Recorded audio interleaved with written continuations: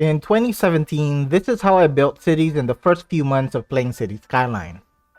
And this is now how I build cities in 2021 going to 2022. Happy 7th birthday to our favorite digital bird, and to celebrate Chirpy's birthday, in today's video I will share my experience on how I've improved my city building and city management skills. A disclaimer that these cities were built in different time frames, so some DLCs may not have been released at the time, and majority of these cities were built with minimal mods to completely modless. In your first few cities, it made sense to make things as compact as possible. Less space occupied means you can zone more to get more population. Less is more, and it made sense at the time. But by doing this, I fell into the same trap to building mass grid, and at some point, I challenged myself to say no to the same grid, different map gameplay. Nevertheless, at certain situations like industrial areas, grids are necessary, but it doesn't have to be for the whole city. This city is the turning point of when I gradually changed my build style. It encapsulates all the errors and all the improvements that I made going forward with succeeding cities. And the first thing that I needed to change was to end the endless forever grid. So I made a rule that whenever I have a straight arterial at around 20 units, you must curve the avenue ever so slightly. So you can see here, the avenue goes straight and then it curves to a different direction and so forth, and that's the pattern that I go with, and it made a huge difference in my future cities to breaking the grid with curved roads.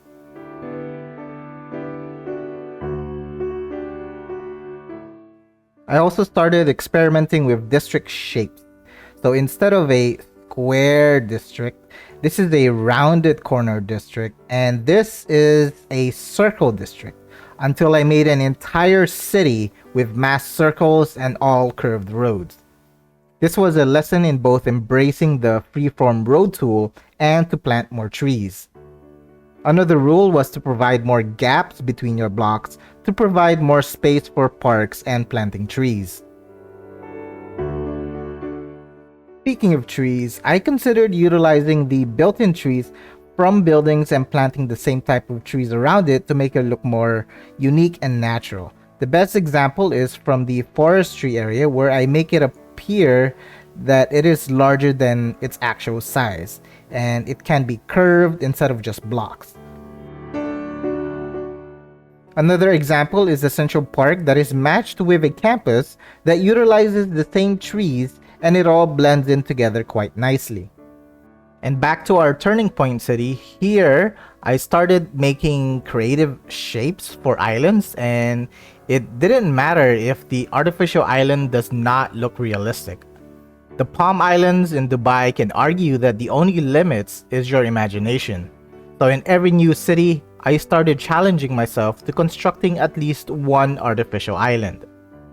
Another major improvement that I learned from the city was to lower the coastline or riverbank. Check out my shame in this ferry stop. Now that does not look safe at all. They literally look like they are leaping incredible bounds just to get on and off that ferry.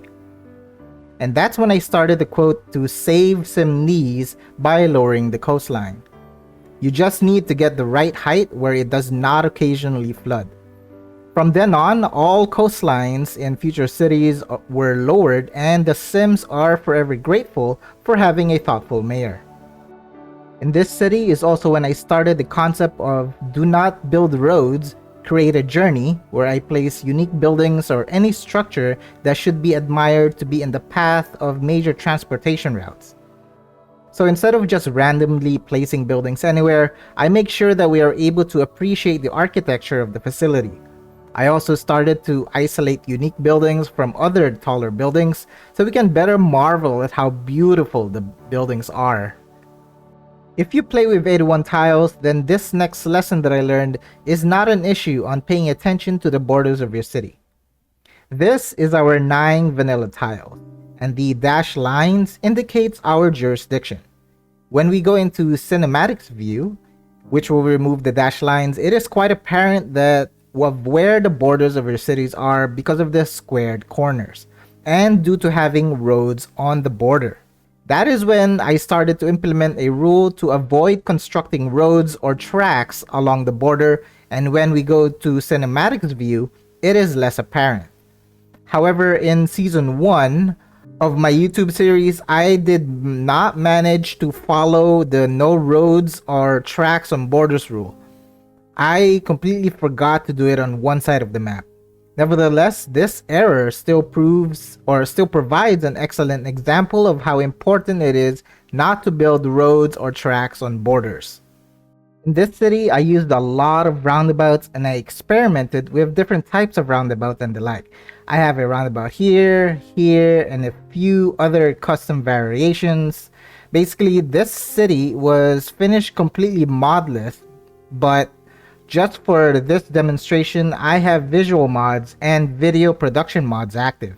This city has a traffic flow of 89%, but we do have a population of over 200,000 residents, and I started the city in 2018 and the map is Pearl Bay. I also started the practice to naming the city after the map name and adding the date established so I can easily identify its origin. In any case, when you observe the roundabouts closely, the roundabouts do not appear to be absolutely necessary. And that is when I realized that it is possible to have a traffic efficient city without roundabouts. Or rather, do not fall into the trap thinking that roundabouts solves traffic. And lastly, this city is also the origin story of how I changed my view on the use of tunnels. Back then, I thought if it's possible to complete a traffic efficient city without roundabouts, what about a city with minimal to no tunneling?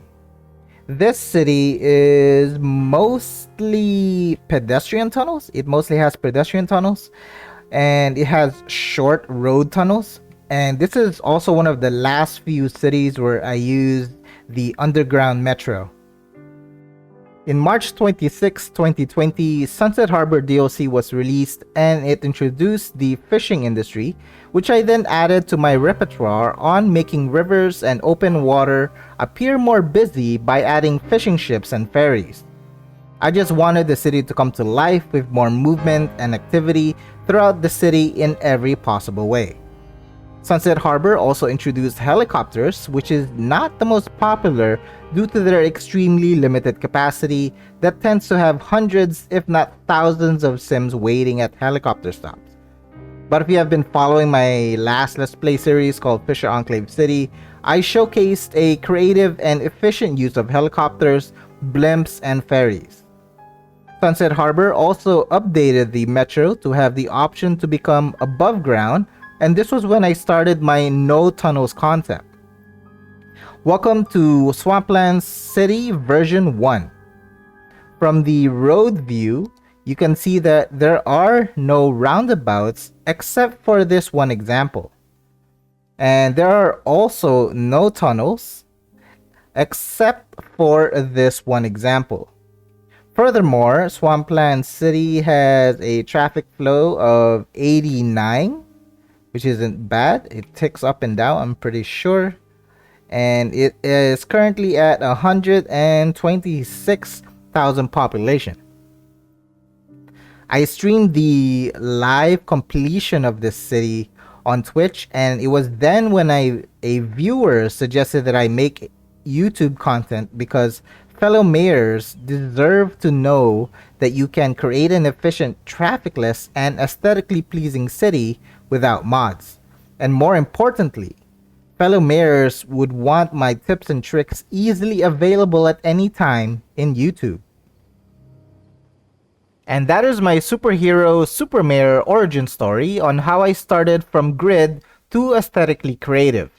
And we continue to help fellow mayors improve their city builds and gameplay. Pearl Bay City is not the prettiest and may not be the best city, but she is my favorite and she helped me see the errors in my ways. If you are kind enough to support the channel, feel free to subscribe, comment, and like. This is Captain Obvious wishing Cities Skylines a belated 7th birthday. Happy building and you all take care.